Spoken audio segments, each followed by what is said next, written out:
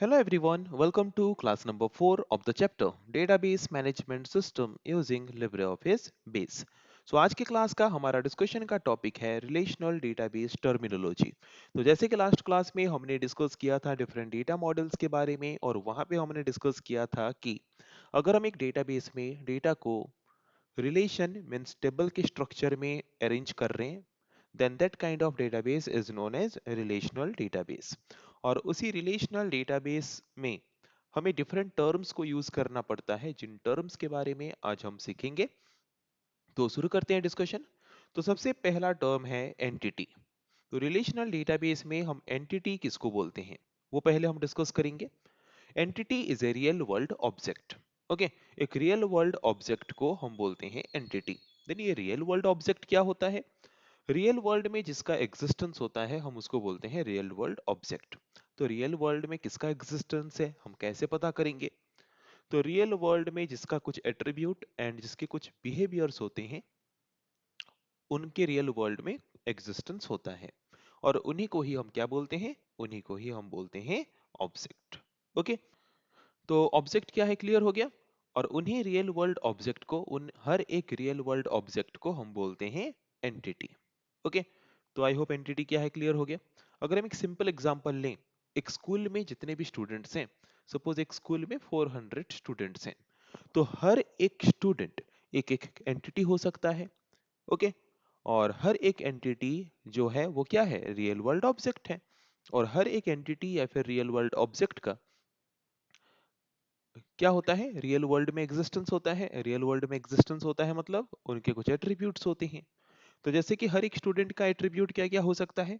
हर एक स्टूडेंट का एट्रीब्यूट हो सकता है उसका admission number, roll number, name, father name, date of birth. All these are can be the attributes of student entity. Okay, तो इसका मतलब एट्रीब्यूट क्या है? The details associated with the entity are called attribute। एक entity या फिर real world object के related जितने भी डिटेल्स होते हैं उनको हम बोलते हैं एट्रीब्यूट्स। और हर एक एंटिटी जो है वो इस तरह के एट्रीब्यूट्स के कलेक्शन से बनते हैं। ओके, तो जैसे कि यहाँ पे स्टूडेंट अगर एक एंटिटी था तो उसके एट्रीब्यूट्स क्या क्या थे? Roll number, name, admission number, date of birth, father name, mother name, Aadhaar number. ये सब एक एक जो है एट्रीब्यूट्स हैं और इन सारे एट्रीब्यूट्स को लेके बनता है एक एंटिटी। ओके, और इन्हीं एट्रीब्यूट्स को रिलेशनल डेटाबेस में जबकि हम डेटा को टेबल के फॉर्म में स्टोर करते हैं तो ये हर एक एट्रीब्यूट जो है ये हर एक एट्रीब्यूट को हम प्रेजेंट करते हैं कैसे? हर एक एट्रीब्यूट को हम रिप्रेजेंट करते हैं कॉलम के फॉर्म में। ओके, जैसे कि अगर हम एक स्टूडेंट बायोडाटा टेबल बनाते हैं तो वहां पे नेम, उसके बाद रोल नंबर, देन उसके बाद एड्रेस, ये सब एक एक कॉलम होता है और उन्हीं हर एक एक कॉलम को हम क्या बोलते हैं? एट्रीब्यूट बोलते हैं। किसका? एंटिटी का। ओके, तो आई होप क्लियर हो गया एंटिटी क्या है। अभी हम आते हैं नेक्स्ट टर्म में। नेक्स्ट टर्म क्या है? टेबल। ओके, तो नेक्स्ट टर्म हमारा है टेबल। तो अभी हम टेबल के बारे में डिस्कस करते हैं। तो ये टेबल क्या है? ये टेबल कैसे बनता है? नॉर्मली जैसे टेबल बनता है रोज एंड कॉलम्स को लेके टेबल बनता है कि नहीं? तो rows and a table is a combination of rows and columns. Okay, मतलब हम set of row and set of columns को लेके हम टेबल बनाते हैं। और ये जो टेबल है ये it is a mainly A collection of records. Records को लेके बनता है टेबल।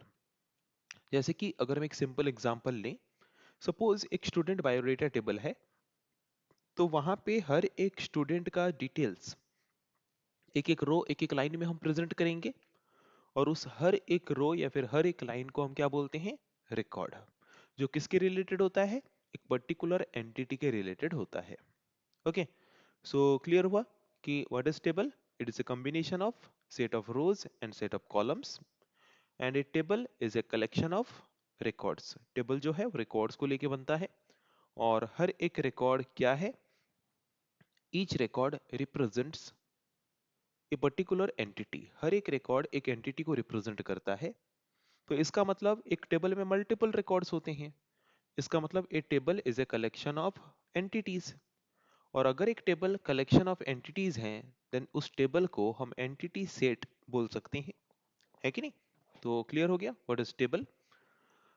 उसके बाद नेक्स्ट टर्म आते हैं फील्ड और कॉलम और एट्रीब्यूट। तो हर एक टेबल जो है वो क्या है, कलेक्शन ऑफ रिकॉर्ड्स हैं। और हर एक रिकॉर्ड क्या रिप्रेजेंट करता है, एक एंटिटी को रिप्रेजेंट करता है। और हर एक एंटिटी के जो एट्रीब्यूट्स होते हैं उसको हम टेबल में कैसे रिप्रेजेंट करते हैं, कॉलम के फॉर्म में रिप्रेजेंट करते हैं। और हर एक एंटिटी के एट्रीब्यूट को जो हम कॉलम के फॉर्म में प्रेजेंट करते हैं उसको हम बोलते हैं फील्ड। ओके।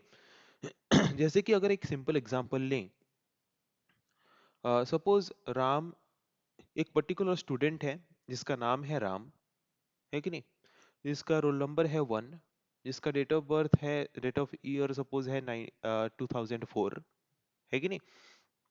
तो ये जो नेम है, रोल नंबर है, एड्रेस है, डेट ऑफ बर्थ है, आधार नंबर है, ये सब क्या है, एक एंटिटी के रिलेटेड एट्रीब्यूट्स हैं। और एक एंटिटी के रिलेटेड एट्रीब्यूट्स को हम कैसे प्रेजेंट करते हैं टेबल में, कॉलम के फॉर्म में प्रेजेंट करते हैं। और उनको हम क्या बोलते हैं, उनको हम फील्ड बोलते हैं। ओके, हर एक एट्रीब्यूट को हम फील्ड भी बोलते हैं। So what is field? A field is the smallest entity in the database. एक डेटाबेस का एक छोटा सा पार्ट है field. A collection of field makes a record. हर एक फील्ड को अगर हम कंबाइन कर दें तो वहां से हमें क्या मिलेगा, एक रिकॉर्ड मिलेगा।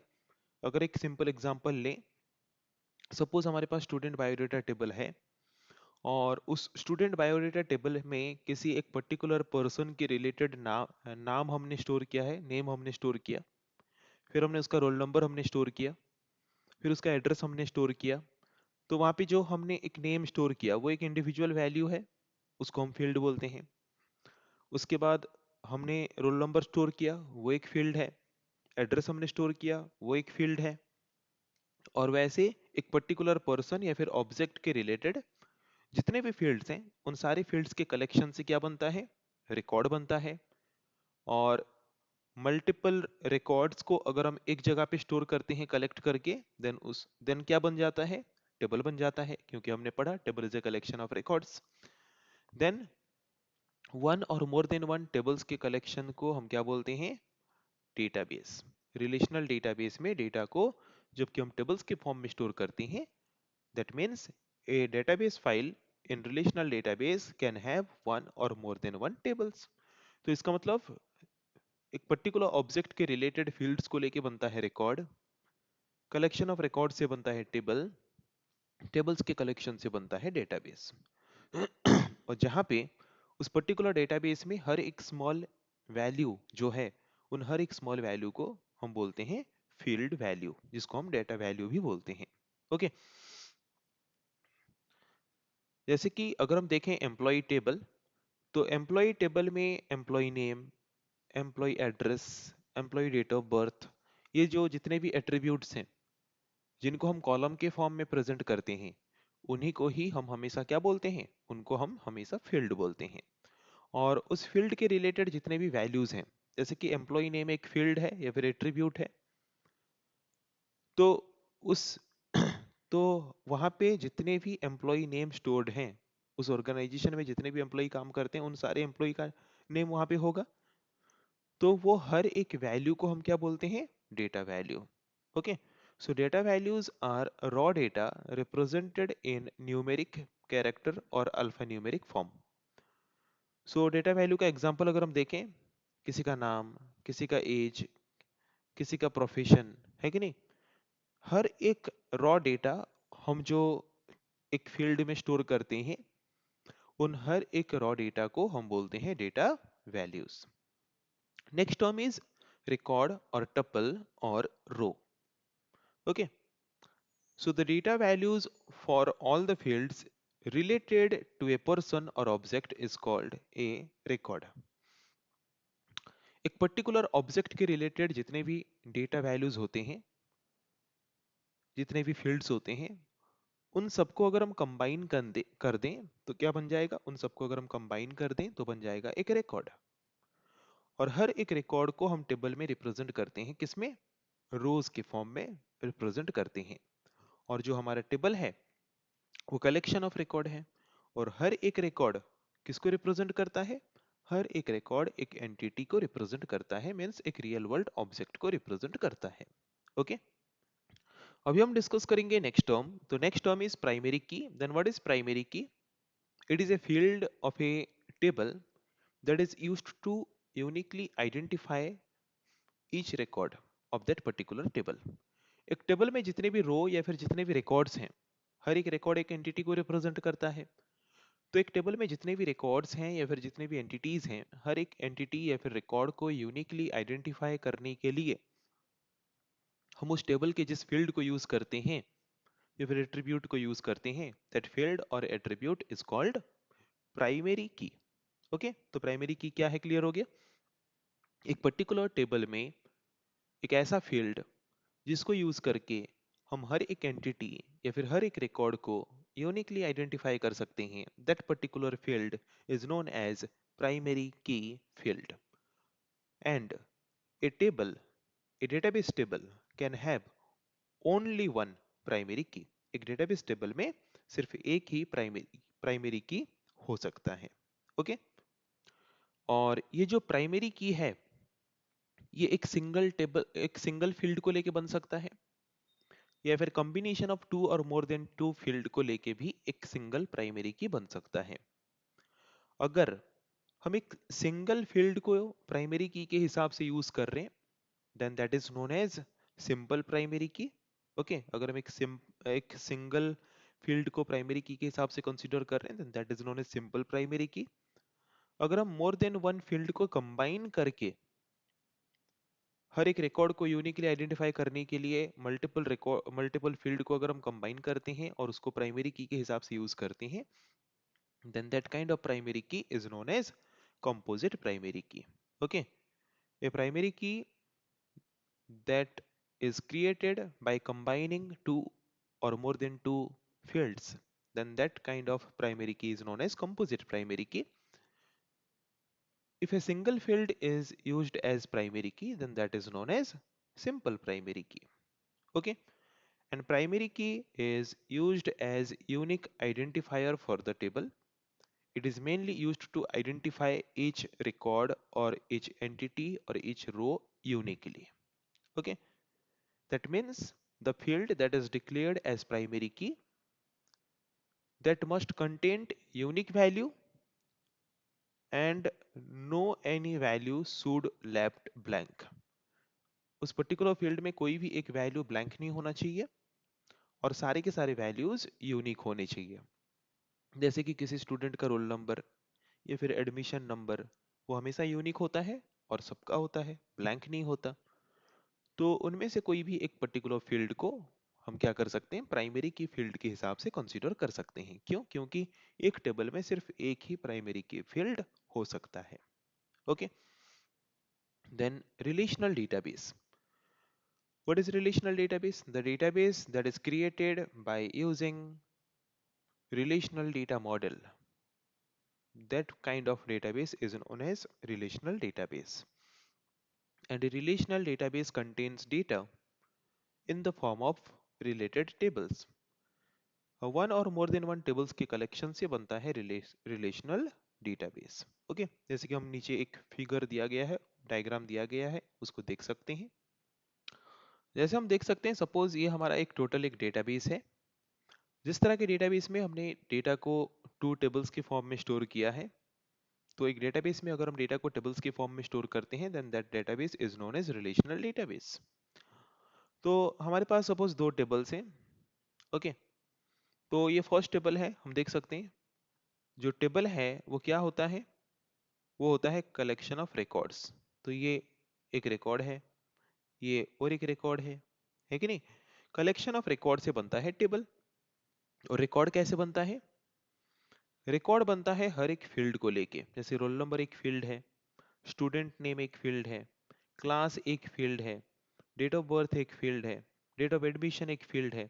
और उन सारे फील्ड के जितने भी डेटा वैल्यूज हैं एक पर्टिकुलर ऑब्जेक्ट या फिर एंटिटी के रिलेटेड, तो एक पर्टिकुलर ऑब्जेक्ट या फिर एंटिटी के रिलेटेड जितने भी डेटा वैल्यूज हैं उन फील्ड्स का, उन सबका कलेक्शन से बनता है रिकॉर्ड।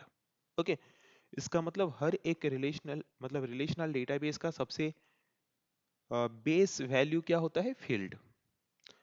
फील्ड के कलेक्शन से बनता है रिकॉर्ड्स, रिकॉर्ड्स के कलेक्शन से बनता है टेबल। वैसे अगर मल्टीपल टेबल्स को हम क्रिएट करते हैं, देन उन मल्टीपल टेबल्स को लेके बनता है relational database. Okay, I hope clear हो गया होगा।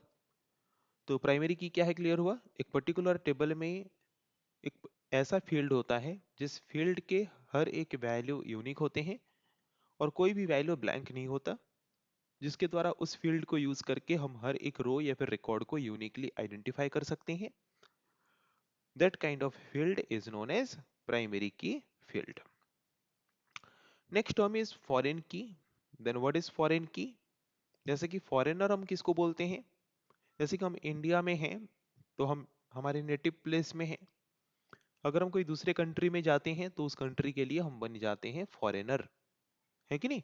तो वैसे ही एक पर्टिकुलर टेबल में अगर हमने एक फील्ड को प्राइमरी की फील्ड के हिसाब से डिक्लेयर किया है, एंड उसी फील्ड को अगर हम कोई दूसरे टेबल में रेफरेंस के हिसाब से लेके यूज करना चाहते हैं, देन वो प्राइमरी की फील्ड दूसरे टेबल के लिए क्या बन जाएगा? फॉरेनर। इसीलिए दूसरे टेबल में उस प्राइमरी की को हम क्या बोलते हैं? फॉरेन की बोलते हैं। Okay, so if a field or a combination of field of one table can be used to uniquely identify record of another table. Okay, so एक पर्टिकुलर फील्ड में ऐसा कौन सा, एक पर्टिकुलर टेबल में ऐसा कौन सा फील्ड होता है जो हर एक रिकॉर्ड को यूनिकली आइडेंटिफाई करता है? प्राइमरी की। तो इसका मतलब एक पर्टिकुलर टेबल के प्राइमरी की को अगर हम दूसरे टेबल में यूज करते हैं यूनिक आइडेंटिफिकेशन करने के लिए, then that particular field is known as foreign key. Okay, इतना क्लियर हो गया? So by the concept of foreign key we can build relationship between two tables. foreign key के concept के मदद से हम दो टेबल्स के बीच रिलेशन फाइंड कर सकते हैं। ओके, जैसे कि सपोज हम यहाँ पे अगर देखें, एक टेबल है स्टूडेंट रजिस्ट्रेशन टेबल और एक है स्टूडेंट मार्क्स टेबल। तो स्टूडेंट रजिस्ट्रेशन टेबल में एनरोलमेंट नंबर का एक फील्ड है जिसमें एनरोलमेंट नंबर्स स्टोर किया गया है, जिसको हम प्राइमरी की के हिसाब से कंसीडर कर रहे हैं उस टेबल में। ओके, जो कि उस टेबल के हर एक रिकॉर्ड को यूनिकली आइडेंटिफाई करेगा, मतलब हर एक स्टूडेंट को यूनिकली आइडेंटिफाई करेगा। वही सेम फील्ड को हम स्टूडेंट मार्क्स टेबल में भी यूज करना चाहते हैं, ताकि वहां पे भी हम उस फील्ड के मदद से हर एक स्टूडेंट के मार्क्स को यूनिकली आइडेंटिफाई कर सकें। तो एक पर्टिकुलर टेबल के प्राइमरी की को अगर हम रेफरेंस के हिसाब से लेके और एक टेबल के अंदर यूज कर रहे हैं, मतलब एक टेबल का प्राइमरी की जाके कोई दूसरे टेबल में यूज हो रहा है, तो एक कंट्री का कोई इंसान कोई दूसरे कंट्री में चला जाता है तो फॉरेनर बन जाता है। वैसे ही एक पर्टिकुलर टेबल के प्राइमरी की फील्ड को लेके अगर हम कोई दूसरे टेबल में यूज करेंगे, then that particular field in another table will be considered as foreign key. Okay, तो फॉरेन की क्या है, बस वो हमें समझना था। आई थिंक क्लियरली समझ आ गया होगा कि फॉरेन की क्या है। नेक्स्ट टर्म इज कैंडिडेट की। व्हाट इज कैंडिडेट की? एक टेबल में वन और मोर देन वन ऐसे फील्ड हो सकते हैं जो प्राइमरी की बनने के लिए एलिजिबल हैं, है कि नहीं? जैसे कि अगर हम एक स्टूडेंट बायोडेटा टेबल का एग्जांपल लें, वहाँ पे स्टूडेंट का एडमिशन नंबर, स्टूडेंट का रोल नंबर, स्टूडेंट का रजिस्ट्रेशन नंबर, स्टूडेंट का आधार नंबर, है कि नहीं? स्टूडेंट का जैसे कि हम बोल सकते हैं परमानेंट एजुकेशन नंबर। तो ये ऐसे डिफरेंट फील्ड्स हैं जिनमें से हम किसी भी एक पर्टिकुलर फील्ड को प्राइमरी की फील्ड के हिसाब से कंसीडर कर सकते हैं हर एक रो को यूनिकली आइडेंटिफाई करने के लिए। ओके, जिसमें ना ही कोई वैल्यू ब्लैंक होगा, ना ही कोई वैल्यू डुप्लीकेट होगा, है कि नहीं? आधार नंबर तो किसी का डुप्लीकेट होगा नहीं या फिर किसी का ब्लैंक होगा नहीं, क्योंकि सबका आधार नंबर होता है। रोल नंबर सबका होता है, रजिस्ट्रेशन नंबर सबका होता है, परमानेंट एजुकेशन नंबर सबका होता है, एडमिशन नंबर सबका होता है, तो इसका मतलब ये सारे के सारे फील्ड एलिजिबल हैं प्राइमरी की बनने के लिए। पर जब हमने प्राइमरी की के बारे में पढ़ा तब हमने पढ़ा कि एक टेबल में सिर्फ एक ही प्राइमरी की हो सकता है। ओके, तो इसका मतलब एक टेबल में ऐसे जितने भी फील्ड्स हैं जो एलिजिबल हैं प्राइमरी की बनने के लिए, उन सारे फील्ड्स को हम क्या बोलते हैं? कैंडिडेट की। और उन सारे कैंडिडेट कीज में से ओनली एक ही कैंडिडेट की को हम बना सकते हैं primary key, and rest of the candidate keys को हम क्या बोलते हैं? Rest of the candidate keys को हम बोलते हैं अल्टरनेट की।